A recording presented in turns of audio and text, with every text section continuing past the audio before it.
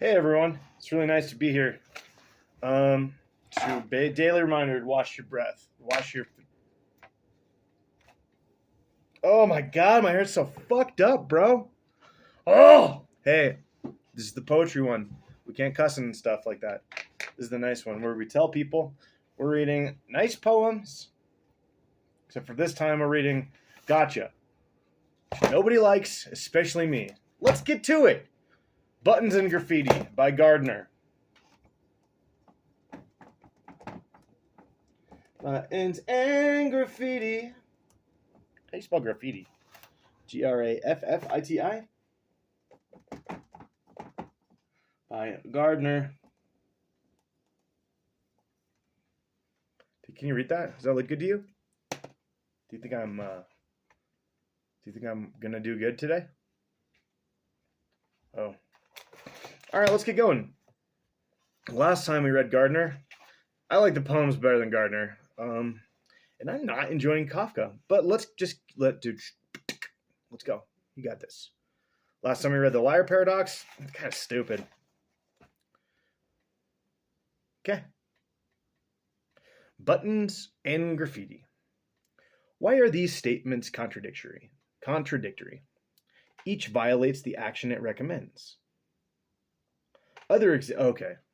I guess I'll show you. So the first one says, okay, that's funny.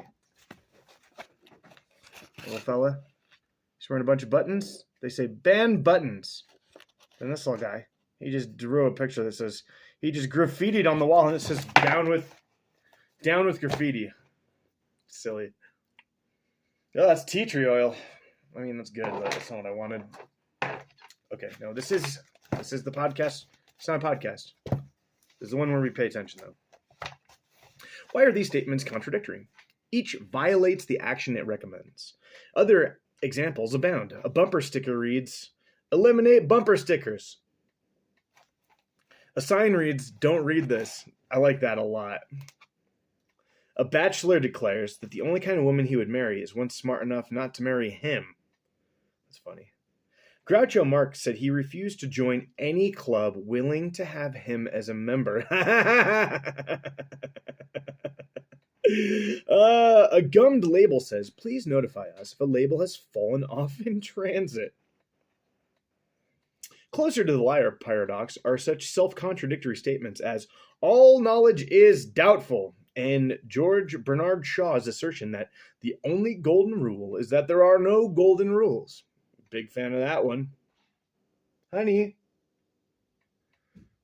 Oh, my dog's so funny. There was a young lady of Crewe whose limerick stopped at line 2. That's funny. This anonymous limerick is not paradoxical, but it prompted the sequel. There was a young man of Verdun. Do you get it? Because he stopped at line 1. What is the paradox? Is it that your mind automatically supplies a second line whose limerick stopped at line 1? Okay. Or is it the very idea of a limerick having fewer than 5 lines? I didn't know they had those. Humorous guidelines for writing good English have been expressed in paradoxical form. Below is a list of 10 rules compiled by Harold Evans, editor of Sunday's London Times. London's Sunday Times. Don't use no double negatives. Funny. Make each pronoun agree with their antecedent.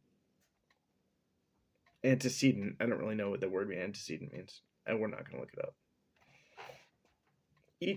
Make each pronoun agree with their antecedent. When dangling, watch your participles. Don't use commas, which aren't necessary. Verbs has to agree with their subjects. About those sentence fragments. Try not to split infinitives. Try to not ever split infinitives. I don't know what a lot of these things are. I don't know what infinitives are. I don't know what participles are. And I don't know what an antecedent is. And you know what? Today's not a day where we're going to learn anything. Okay? Nothing. Sorry for yelling. Honey. Oh my God. You got to flip it over. God, she just takes these treats and makes such a mess. Oh, what a good dog. It is important to use apostrophes correctly, and he uses it on the port apostrophes. Always read what you have written to see you any words out. To see you will. Always read what you have written to see you any words out. That's good. Correct spelling is essential. This is fun. A UPI dispatch of April 24, 1970 reported that political candidates in Oregon were allowed to put 12 word slogans under their name on the ballot. Frank Hatch of Eugene, who ran as a Democrat for Congress, used this slogan: anyone who thinks in 12-word slogans should not be on this ballot. 1, 2, 3, 4, 5, 6, 7, 8, 9, 10, 11, 12, 13.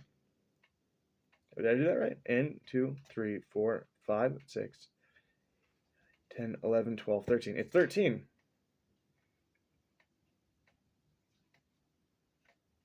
It says 12 word, as in like 12, the number dash word. Maybe they think that's one word. I don't know. I don't know how that one's funny, but I'll laugh at it.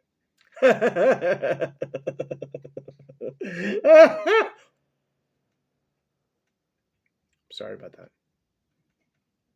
In 1909, the noted British economist Alfred Marshall wrote, is Fred short for Alfred?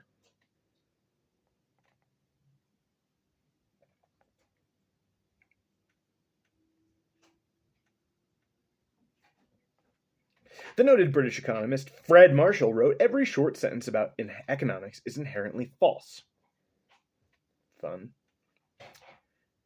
Threba Johnson of New Canaan, Connecticut, told me that one day she pulled a wishbone with her small grandson. After he won, he asked his mother what she had wished for. She said her wish had been that he would win. Did she win? Would she have won if she had pulled the larger part of the bone?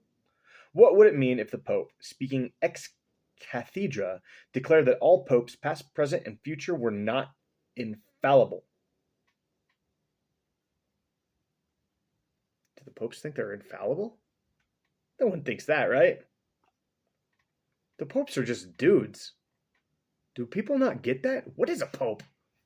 What the fuck are those guys doing? What's going on in the Vatican? It sounds like a shitty place to be. Those bricks. Just bricks. That's all that place is. It's just a bunch of bricks. I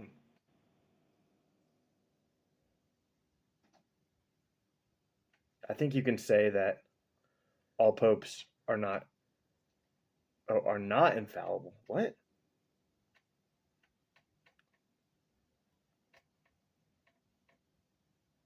I guess I'd have to know what the word ex cathedra meant.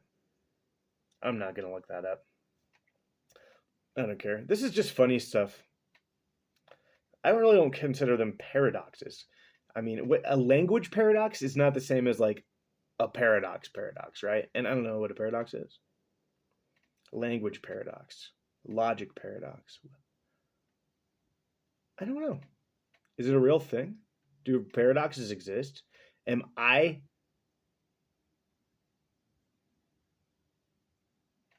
I don't know. Never mind. An advertisement in a magazine says, do you want to learn how to read? Learn quickly by mail. Write us at the address below. It's funny. Self-reference can be amusing, even when it is non-paradoxical. In the Index of Finite Dimensional Vector Spaces by Paul R. Halmos, there's an entry, Hothschild GP 198. Hothschild is nowhere mentioned in the book, except this entry, which is on page 198. Oh man, I love this stuff. This is silly. Raymond Smolian gave a book of logic puzzles the title, What is the name of this book? 2 years later, he did a second book on paradoxes of everyday life entitled, This Book Needs No Title. For an amusing article on self-reference with many new examples, see Douglas Hofstadter's column in the Scientific American Journal, January 1981. We won't be looking at that. Okay. It's fun. It's good. It was good. It was. I didn't want to do that.